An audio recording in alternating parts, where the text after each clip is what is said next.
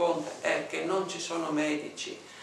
che ambiscano ad andare a lavorare in pronto soccorso, proprio per le responsabilità che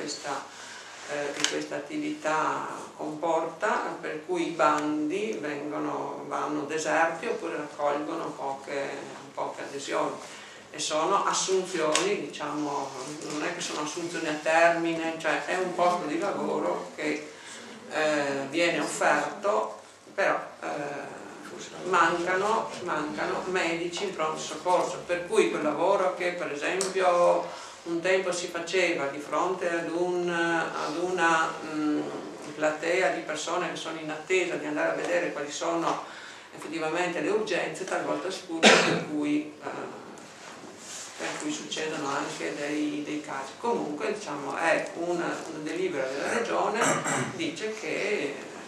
si dovrà applicare anche qui, in altri luoghi è stata applicata, si pagherà il ticket anche sui codici verdi.